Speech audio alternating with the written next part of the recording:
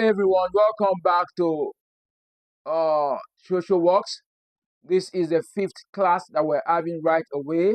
In the previous class, we've considered some qualities of right attitudes towards work or right attitudes to work, and one of them is punctuality, the other, regularity and consistency.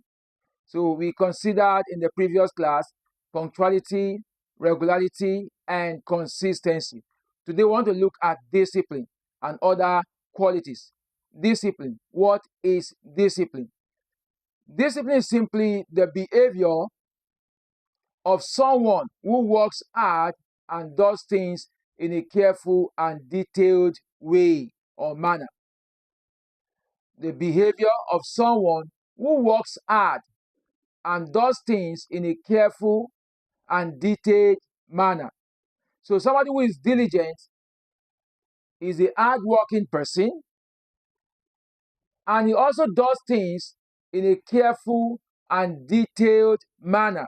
He's always very careful when he's doing things. That makes him a diligent person. So a diligent worker, a diligent student, is a student who is hard-working. How do you become hardworking as a student? Is when you study your books effectively and efficiently. You study your books in the school. You study your books at home. You have a study timetable at home that guides your study, and you are always faithful to keeping to the time you have on this your study timetable at home. That makes you diligent, and you're always careful when you're studying. You're careful in taking notes, in giving yourself some self-examination. You're careful in asking questions in the class. When the teacher's in the class teaching, you sit down quietly and pay proper attention to the teacher, to what he's saying, and ask questions in the area you do not understand. That makes you a diligent student. So this year, this academic year, we should be diligent with our studies. Another aspect to look at as one of the qualities of a right attitude to work is honesty and transparency. Honesty and transparency. So this is being sincere and open in the discharging of one's duty. When you're sincere and you're open in the course of discharging your duties as a student, sincere and open in the course of carrying out your activities as a student, then that makes you an honest student and a transparent student. Yes, you must be open and sincere in carrying out your duties. In the class, if an assignment is given to you, try not to copy from somebody. Do it yourself so that the teacher will know if you understand it or you do not understand it. A class work is given to you, don't copy from your friend. Try to do it yourself so that the teacher will also know if you're following or not following, if you understand it or do not understand it. Because if you copy from somebody and you get it right, the teacher will not know if you do not understand it. So we should be sincere and open when we are carrying out our duties, when we are carrying out our tasks, when we are carrying out our job given to us by our parents or by our teachers or by our leaders or by our elders. We should be sincere to carrying out this job. That defines our honesty and transparency. We should be sincere and open. We should be sincere and open. Number 3 is discipline. Discipline. A worker, a student who is disciplined will surely obey rules and regulations. Yes. To be disciplined means you are trying to maintain the standard or the rules of life.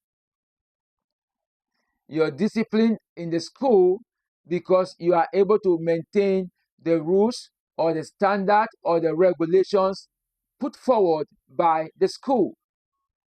You're asked to have your black polishable cover shoes, your black belt as a boy.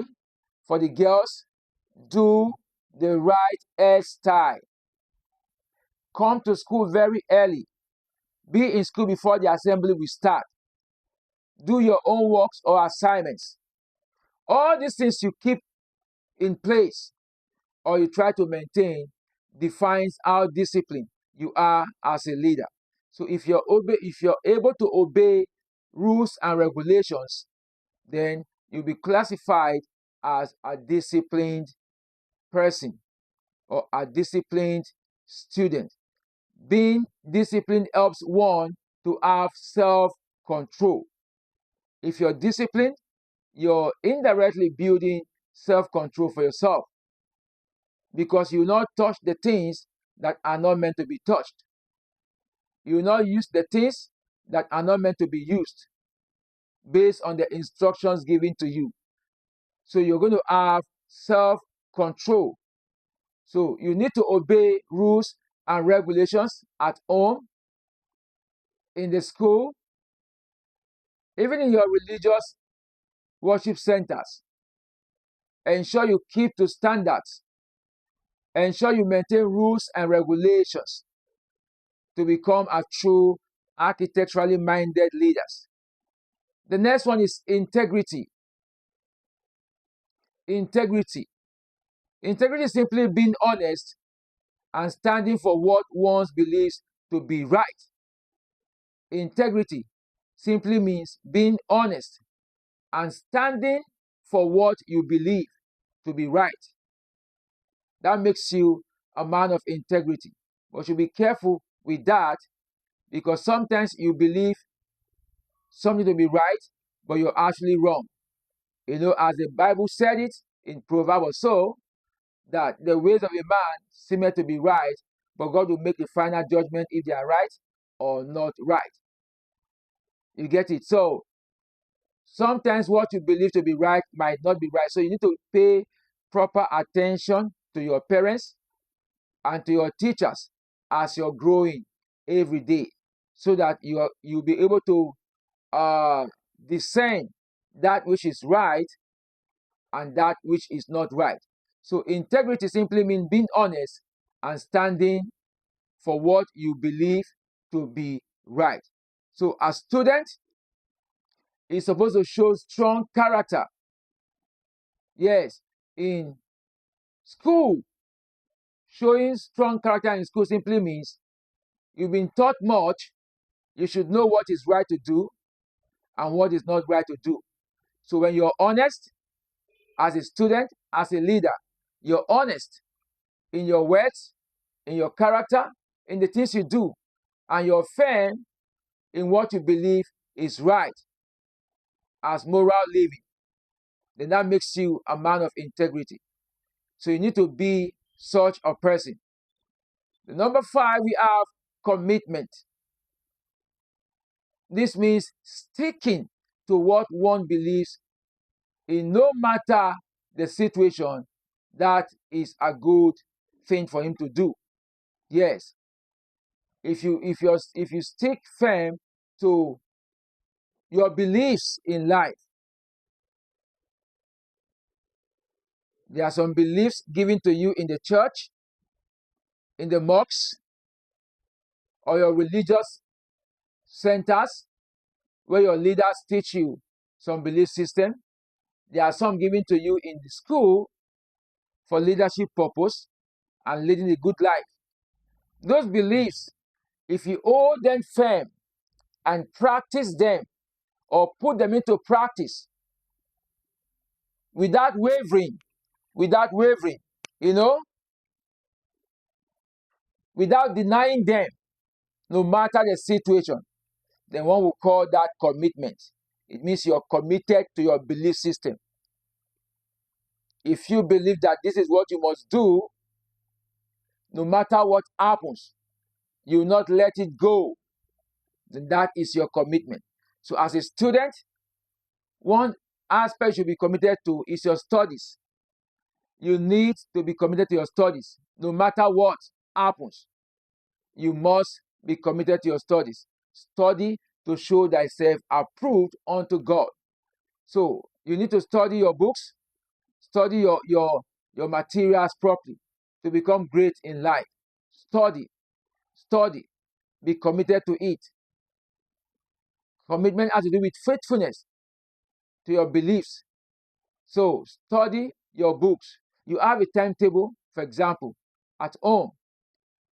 Ensure you're committed to your timetable. If you're supposed to study at 4 p.m., ensure you're studying at 4 p.m. And parents, please, if your leaders have prepared their study timetable at home, we should try to encourage them, not to make them feel discouraged. Because some of us as parents, it is when they are studying at home that we like sending them to go for errands. Please, let them do their home chores or house chores the right time. Then when they are studying, please allow them study. Let them be committed to their studies. So leaders, be committed to your studies. Ensure you give your very best in your study, because you will never regret becoming studious in life. So be committed. So once again, be a true leader and show the right attitude to study. See you in our next other class.